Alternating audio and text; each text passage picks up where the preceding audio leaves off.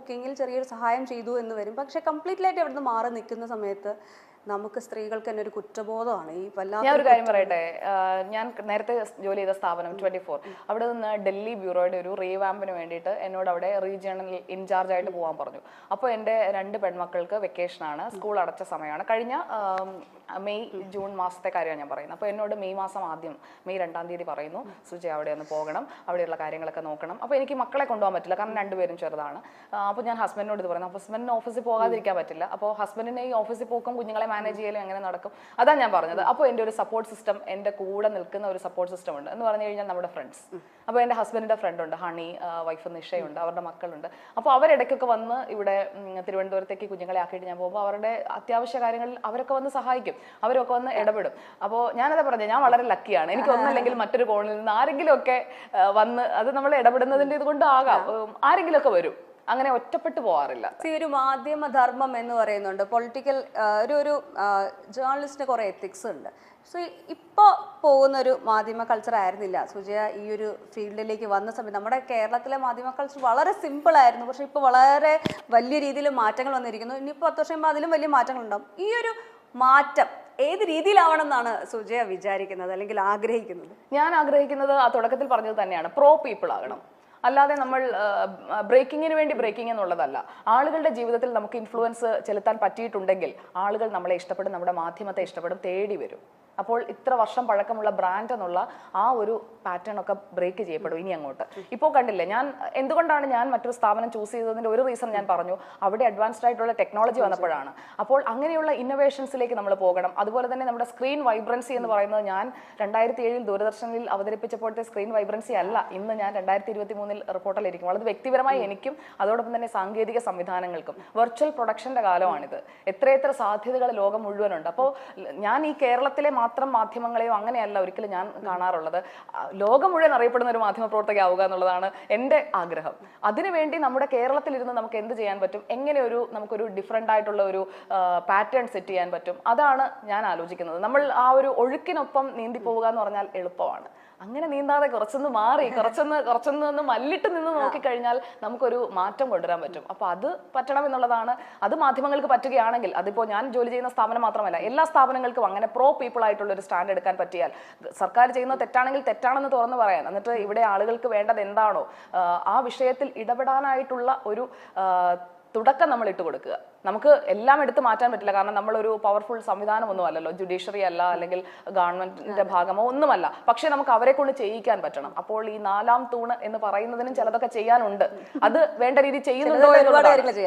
ഒരുപാട് കാര്യങ്ങൾ ജനങ്ങൾക്ക് വേണ്ടി ചെയ്യാനുണ്ട്. കാരണം ജനങ്ങൾ പ്രതീക്ഷയോടെ നോക്കുന്നത് ഈ മാധ്യമത്തിലേക്കാണ്. അവർ ഒരു നിയമ സംവിധാനത്തിന് പിന്നാലെ പോകുമ്പോൾ ഉണ്ടാകുന്ന കാലതാമസം, അത് പുറത്തറിയണമെങ്കിൽ മാധ്യമം വേണം. സർക്കാരിനെ സമീപിക്കുമ്പോൾ അവിടെ കാര്യം നടന്നില്ലെങ്കിൽ അത് പുറത്തറിയണമെങ്കിൽ മാധ്യമം വേണം. അങ്ങനെ എത്ര ഉത്തരവാദിത്തമുള്ള ഒരു ജോലിയാണ് നമ്മൾ ചെയ്യുന്നത് നമ്മൾ മനസ്സിലാക്കണം എന്നുള്ളതാണ് എനിക്ക് തോന്നുന്നത്. അപ്പൊ അങ്ങനെയുള്ള പ്രോ പീപ്പിൾ ആയിട്ടുള്ള ഒരു കാലം വരണം. കുഞ്ഞു എംബാരസിംഗ് മൊമെന്റ്സ് ഒക്കെ ഉണ്ടായിട്ടുണ്ടെങ്കിൽ അത് ഞങ്ങളായിട്ട് ഷെയർ ചെയ്യണം. അതായത് പെട്ടുപോയല്ലോ ഭഗവാനെ. ഞാൻ പെട്ടുപോയ ഒറ്റ സിറ്റുവേഷനുള്ള പെട്ടുപോയതിൽ എനിക്ക് വലിയ റിഗ്രറ്റ് ഉണ്ടായി. സ്ഥാപനം അന്ന് അനുവദിച്ചിരുന്നെങ്കിൽ ഞാൻ ആ വ്യക്തിയെ വിളിക്കാൻ വരെ ഞാൻ തയ്യാറായിരുന്നു. അതെന്ന് പറഞ്ഞു കഴിഞ്ഞാൽ പി ജയരാജന് വാഹനം അനുവദിച്ചതിനെ കുറിച്ചുള്ള ഒരു വാർത്തയാണ്.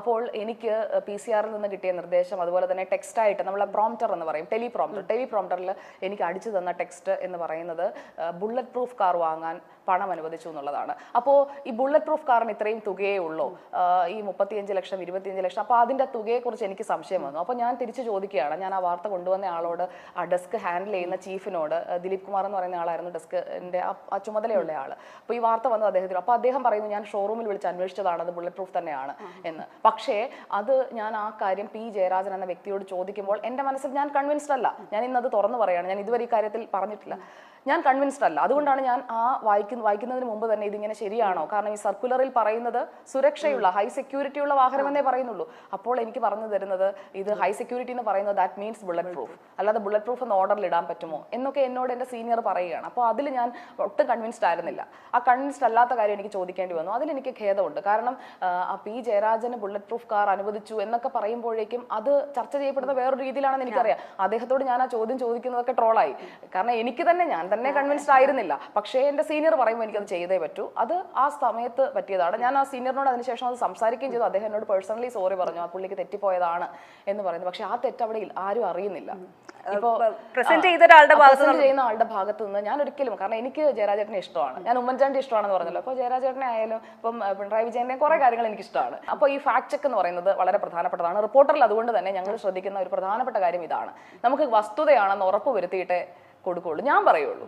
ഞാൻ പറയണമെന്നുണ്ടെങ്കിൽ അത് വസ്തുതയാണെന്ന് എനിക്ക് ഉറപ്പ് വരണം, കാരണം എൻ്റെ ഭാഗത്തു നിന്നുണ്ടായ ഒരു മിസ്റ്റേക്ക് ആണതെന്ന് എനിക്ക് പൂർണ്ണ ബോധ്യമുണ്ട്. ഇതൊരു വളരെ സീരിയസ് ആയിട്ടുള്ള ഇഷ്യൂ, വളരെ ലൈറ്റ് ആയിട്ട് ഒരുപാട് ചിരിക്കാൻ പറ്റിയ മൊമെന്റ്സ് ഒക്കെ ഉണ്ടായിട്ടുണ്ടാവുമായിരിക്കും അല്ലേ? ചിരിക്കാൻ പറ്റിയ മൊമെന്റ്സ് എന്ന് പറയാൻ, ചിരിക്കാനായിട്ട് ഈ പറയുന്ന നാക്കുപിഴകൾ വളരെ ദൈവം സഹായിച്ച അപൂർവമാണ്. നാക്കുപിഴകൾ അധികം അങ്ങനെ ഉണ്ടായിട്ടില്ല. കാരണം ഞാൻ വാക്കുകൾ പറയുമ്പോഴേക്കും അതായത് നമ്മളിപ്പോ ഒരു സെന്റൻസ് പറയുകയാണെന്ന് വെച്ചോ, ഒരു വാചകം പറയുമ്പോഴേക്കും ആ വാചകത്തിൽ ഉൾപ്പെടുത്തേണ്ട വാക്കുകൾ എന്താണെന്നുള്ളത് ഞാൻ ഇങ്ങനെ പ്രോസസ്സ് ചെയ്താണ് അടുത്ത വാചകം ഞാൻ ആലോചിക്കും. അങ്ങനെയാണ് സംസാരിക്കാറുള്ളത്. അല്ലെങ്കിൽ ഞാൻ അതിനിടയിൽ ഒരു പോസ് എടുത്തിട്ട് അടുത്തതിലേക്ക് പോകും. ആ പോസ് കേട്ടിരിക്കുന്ന ആൾക്ക് ഫീൽ ചെയ്യില്ല, പക്ഷെ ഞാൻ പോസ് എടുക്കുന്നുണ്ട്, ഉള്ളിൽ ഞാൻ പോസ് ചെയ്യുന്നുണ്ട്. പോസ് ചെയ്തിട്ട് അടുത്തതിലേക്ക് പോകും. എങ്കിലും ചില കാര്യങ്ങളൊക്കെ പറഞ്ഞു വരുമ്പോഴേക്കും അങ്ങോട്ടും ഇങ്ങോട്ടൊക്കെ മാറിപ്പോകും. അതപ്പോൾ തന്നെ നമ്മൾ അതങ്ങ് തെറ്റിപ്പോയി, ക്ഷമിക്കണം എന്നൊക്കെ പറഞ്ഞ് ഇപ്പോൾ ഈ ലേറ്റസ്റ്റ് ആയിട്ട് ഇപ്പോൾ ലോട്ടറി നറുക്കെടുപ്പ് വന്നല്ലോ, ഓണം ബമ്പർ നറുക്കെടുപ്പ് വന്നപ്പോൾ വെറൈറ്റി ആക്കണമെന്നാണ് പ്രസിഡന്റ് ആവശ്യപ്പെട്ടത്. ഞങ്ങളുടെ നെറ്റ്വർക്കിന്റെ പ്രസിഡന്റ് വെറൈറ്റി ആക്കണമെന്ന്. അപ്പൊ ഞാൻ എത്ര ആലോചിച്ചിട്ട് ഇത് എങ്ങനെ വെറൈറ്റി ആക്കാനാണ്, കാരണം ലോട്ടറി നറുക്കെടുക്കുന്നു എന്നല്ലാതെ ഇതിനപ്പുറം എന്ത് പറയും. അപ്പോഴാണ് ഞാൻ നമ്മുടെ കിട്ടുണ്ണിയേട്ടനെ ആലോചിച്ചത്. അപ്പോ ഒരു ലോട്ടറി അങ്ങ് എടുത്തു. എന്റെ ജീവിതത്തിൽ ഞാൻ ലോട്ടറി എടുത്തിട്ടില്ല. അപ്പൊ മറഡോണയുമായിട്ട് ഷെയർ ഇട്ടു ഒരു ലോട്ടറി, അവസാനം എടുത്ത് അടിച്ചില്ല.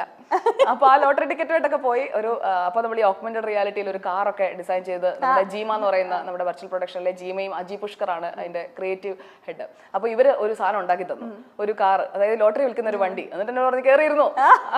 അപ്പൊ ആ കാറിലോട്ട് കയറി ഇരുന്നിട്ടായിരുന്നു പിന്നെ പ്രസന്റേഷൻ. അപ്പൊ അങ്ങനെയൊക്കെയുള്ള ഒരു പരീക്ഷണം, അത് പെട്ടെന്ന് പറഞ്ഞു കഴിഞ്ഞാലും അത് ചെയ്യാനൊക്കെ അങ്ങനെയുള്ള കാര്യങ്ങളിൽ എനിക്ക് നല്ല താല്പര്യമാണ്. പിന്നെ എന്ന് പറഞ്ഞാൽ ഇതൊരു കോമ്പറ്റീറ്റീവ് ഫീൽഡാണ്. ഇപ്പോൾ നമ്മളെ ഇഷ്ടപ്പെടുന്നവരുണ്ടാകും, ഇഷ്ടപ്പെടാത്തവരുണ്ടാകും, നമ്മളെ പിന്നിൽ നിന്ന് കുത്തുന്നവരുണ്ടാകും. മുന്നിൽ നിന്ന് കുത്തുന്നവർ വളരെ കുറവാട്ടോ ഈ ഫീൽഡിൽ. അപ്പോ എല്ലാ ഫീൽഡിലെയും പോലെ അതെ, മുന്നിൽ നിന്ന് കുത്തുന്നവർ വളരെ കുറവാണ്. മുന്നിൽ നിന്നാണെന്നുണ്ടെങ്കിൽ നമുക്ക് ആ കുത്തുകൊണ്ട് വീഴുന്നതിൽ അയ്യോ ഇവൻ എന്നെ കുത്തിയില്ല, മുഖം കാണാം നമുക്ക്. പക്ഷെ ഈ മുഖം നമുക്ക് വ്യക്തമാകാതെ അല്ലെങ്കിൽ ആരാണ് ഈ ഉപദ്രവിക്കുന്നത് നമുക്ക് മനസ്സിലാകാത്ത രീതിയിലുള്ള ആക്രമണങ്ങളൊക്കെ ഉണ്ടാകുമ്പോൾ അങ്ങനെയുള്ളതൊക്കെ കുറച്ചൊക്കെ ഒന്ന് അഫക്ട് ചെയ്യാറുണ്ട്. പക്ഷെ അതിനെ നമ്മൾ മറികടക്കും. അപ്പോഴാണ് ഞാൻ പറഞ്ഞ ഈ ട്രോളുകളുടെയൊക്കെ ഒരു പ്രസക്തി. അപ്പോൾ എടുത്ത് 2 ട്രോള് വായിക്കും, ആശ്വാസവും. പക്ഷെ സാധാരണ ഈ ട്രോളൊക്കെ വന്ന് തുടങ്ങുന്ന സമയത്ത് ആദ്യമായിട്ട് കാണുമ്പോൾ ഭയങ്കരമായിട്ട് എനിക്കൊക്കെയാണ് വന്നിട്ടുണ്ടെങ്കിൽ എനിക്ക് ഹൃദയം പൊട്ടി ഞാൻ കുറച്ച് നേരത്തേക്ക് മരിച്ചു. അങ്ങനെയാണെങ്കിൽ ഞാനിപ്പം എന്റെ ഒരു ഡെത്ത് ആനിവേഴ്സറി ഒരു 3-4 കഴിഞ്ഞിട്ടുണ്ടാവും. അപ്പൊ ആദ്യം കണ്ടപ്പോഴേ അടിപൊളിയായിട്ട് അതിനെ ചിൽ മോഡിലാണ് എടുത്തിരുന്നത്. നമ്മളെപ്പോഴും ചില്ല.